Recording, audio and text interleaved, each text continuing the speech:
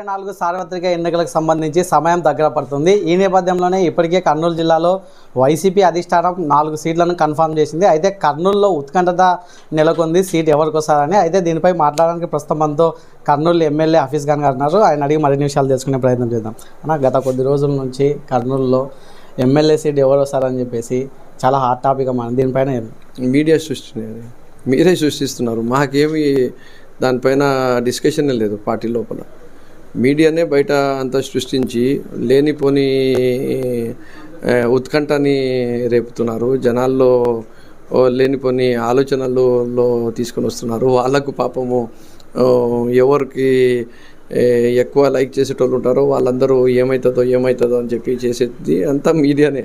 మా దగ్గర పార్టీలో కానీ మా దగ్గర కానీ ఎలాంటి దానిపైన చర్చ లేదు ఇప్పటివరకు.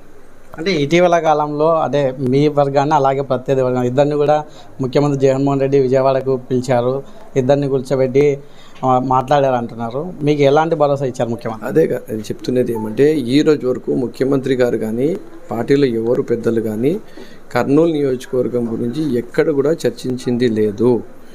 మేము యాజ్ అన్ ఎమ్మెల్యేగా ఏదైతే మేము కంటిన్యూ అవుతున్నామో అలాగనే మేము కంటిన్యూ అవుతున్నాము. మాకు ఏమైతే పార్టీ కార్యక్రమాలు ఉన్నాయో లేదంటే అధికారికంగా ఉండే కార్యక్రమాలు ఉన్నాయో వీటిని మేము పనులు చేసుకుంటూ ప్రజలకు సేవ చేసుకుంటూ ముందరకు సాగిపోతున్నాము. ఇంకా దీనిపైన ఎలాంటి డెసిషన్ అనేది మా వరకు అయితే రాలేదు. గౌరవ ముఖ్యమంత్రి గారు ఏ డెసిషన్ తీసుకుంటారో దానికి అందరూ కలిసికట్టుగా పనిచేయాల్సిందే. ఎందుకంటే ఈ ఆంధ్రప్రదేశ్ రాష్ట్రానికి ఇప్పుడు జగన్మోహన్ రెడ్డి గారి నాయకత్వం అవసరం ఉంది. ఆయన చేసి చూపించిన మనిషి. 99.5% మేనిఫెస్టోలో ఉండే కమిట్మెంట్ చేయాలనేది భారత రాజకీయ చరిత్రలోనే ఈరోజు వరకు ఎవరు చేయని విధంగా ఆయన చేశారు. అలాగే 2,36,000 కోట్ల రూపాయలు సంక్షేమ పథకాలు అందించారు, అభివృద్ధి పనులు చేశారు. రాజకీయంగా, సామాజికంగా, ఆర్థికంగా బడుగు బలహీన వర్గాలకు సమానత్వంతో న్యాయం చేశారు. కాబట్టి మనం అందరం కూడా చూడాల్సింది ఈరోజు మరొక్కసారి గౌరవ ముఖ్యమంత్రి గారిని ఎలా ముఖ్యమంత్రి చేసుకోవాలి.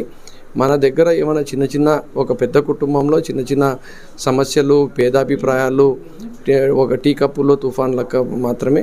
అందరం కలిసికట్టుగా సమష్టిగా అందరూ కలిసి మరొక్కసారి ఈ జిల్లాలో 14కి 14 ఎమ్మెల్యే సీట్లు, 2 ఎంపీ సీట్లు గెలిపించుకునే విధంగా కర్నూలు టీం అంతా కదులుతుంది, పనిచేస్తుంది అని చెప్పి మీ ద్వారా తెలియజేస్తుంది. మీరు చెప్తున్నారు ఒక పక్క వైసీపీ అధిష్టానంగా కర్నూలు ఎమ్మెల్యే టికెట్ గురించి ఎక్కడా మాట్లాడలేదని. కాకపోతే మీ వర్గం కావచ్చు, అవతల పక్క వర్గం వాళ్ళు కావచ్చు, అంటే ఈ ప్రెస్ మీట్లు పెడతా ఉన్నారు. అంటే మీ ఇద్దరు కూడా ఒకటే పార్టీని సంబంధించిన నేతలే.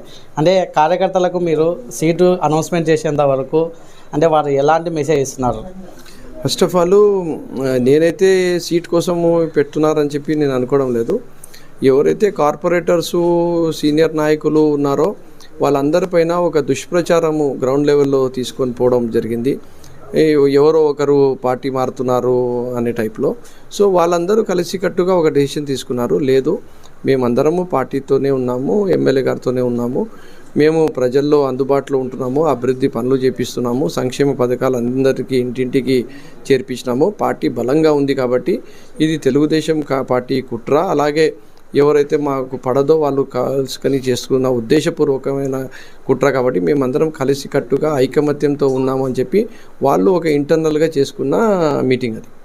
4 ఏళ్ల కాలంలో హఫీజ్ ఖాన్ ఎమ్మెల్యే, కర్నూలు ఎమ్మెల్యే ఏం చేయలేదని చెప్పేసి అపోజిషన్ వాళ్ళు విమర్శిస్తారు. దీనిపైన మీరు ఎలా స్పందిస్తారు? అవును, నిజంగా చంద్రబాబు నాయుడు గారు లెక్క మేము స్కూల్స్కి అభివృద్ధి చేయలేకపోయినామా, లేదంటే హాస్పిటల్కి అభివృద్ధి చేయలేకపోయినామా, లేదంటే క్లస్టర్ యూనివర్సిటీ కట్టలేకపోయినామా, న్యాయ రాజధాని అని చెప్పి ప్రకటించలేకపోయినామా, లేదంటే లా యూనివర్సిటీని తేలేకపోయినామా, 150 ఎకరాలు హైకోర్టు కోసము కేటాయించలేకపోయినామా, హ్యూమన్ రైట్స్ కమిషను, లోకాయుక్త, వక్ఫ్ ట్రిబ్యునల్ ఇవన్నీ తేలేకపోయినామా, ఒకవైపు రోడ్సు, డ్రైన్సు, నీళ్ళ సమస్యలు ఇవన్నిటినీ కూడా మేము ఎక్కడైనా చేయలేకపోయినామా. వాళ్ళు ఏమీ లేదు కాబట్టి ఏదో ఒకటి చెప్పాలి కాబట్టి ఇంకా చెప్తున్నారు. కానీ నిజంగా చెప్పాలంటే 1000 కోట్ల రూపాయలతో అభివృద్ధి జరిగింది, 1000 కోట్ల రూపాయలతో సంక్షేమం అందింది. ఒక జ్యుడిషియల్ క్యాపిటల్ స్టేటస్ని గౌరవ ముఖ్యమంత్రి గారు ఇవ్వగలిగినారు. దానికి అన్ని ఆటంకాలు సృష్టించింది ఈ తెలుగుదేశం పార్టీ. ఈరోజు ద్రోహులు, రాయలసీమ ద్రోహులు, కర్నూలుకి ద్రోహులు. మేము బలిదానం చేసి మేము క్యాపిటల్ ఇస్తే మా దగ్గర రావాల్సిన ఎయిమ్స్ని తీసుకుపోయినారు, హైకోర్టుని తీసుకొని పోయినారు, మాకు రావాల్సిన క్యాపిటల్ని తీసుకుపోయినారు ఈ తెలుగుదేశం పార్టీ. ఆ తెలుగుదేశం పార్టీకి అసలు హక్కు ఉంది మాట్లాడడానికి? కర్నూలు అభివృద్ధి గురించి మాట్లాడే హక్కు ఒక్క జగన్మోహన్ రెడ్డి గారు తప్ప ఎవరికి లేదు అని చెప్పి మీ ద్వారా తెలియజేసుకుంటారు. 2024 ఎన్నికల్లో కర్నూలు నియోజకవర్గానికి సంబంధించి సీటు వచ్చినా రాకపోయినా జగనన్న సైన్యంలో ఎమ్మెల్యే ఆఫీస్ గారు కలిసి పనిచేస్తారా? మేమందరం ఒక కుటుంబం, వైఎస్ఆర్ కుటుంబం. జగన్మోహన్ రెడ్డి గారి నాయకత్వంలోనే పనిచేస్తాం. సో మాకు జగన్మోహన్ రెడ్డి గారిని ముఖ్యమంత్రి చేసుకోవాలనేదే మా లక్ష్యం. ప్రజలకు మేలు చేయాలా అనేదే మా లక్ష్యం. ఆంధ్రప్రదేశ్ రాష్ట్రం అభివృద్ధి పదంలో నడిపించాలి. భారతదేశంలోనే ఒక టాప్ 5 స్టేట్స్లో, ఒక డెఫిసిట్ స్టేట్ నుంచి టాప్ 5 స్టేట్స్లో రెవెన్యూ క్రియేట్ చేసుకొని రావాలి అనేదే మా లక్ష్యం. సొంత స్వార్థ రాజకీయాలు అనేవి మా దగ్గర ఉండవు. వైసీపీ అధిష్టానం ఇంకా ఎటువంటి నిర్ణయం తీసుకోలేదు కర్నూలు సీటు పైన. కర్నూలు సీటు ఇచ్చినా ఇవ్వకపోయినా కూడా జగనన్న కుటుంబంలో తాను ఎటువంటి స్వార్థం లేకుండా పనిచేయడానికి ఎల్లవేళలా సిద్ధం అని చెప్పేసి కర్నూలు ఎమ్మెల్యే ఆఫీస్ గారు తెలుపుతున్న పరిస్థితి. కెమెరామెన్ లోకేష్తో రామాంజనేయులు, ఐడ్రీమ్ న్యూస్, కర్నూలు నుంచి.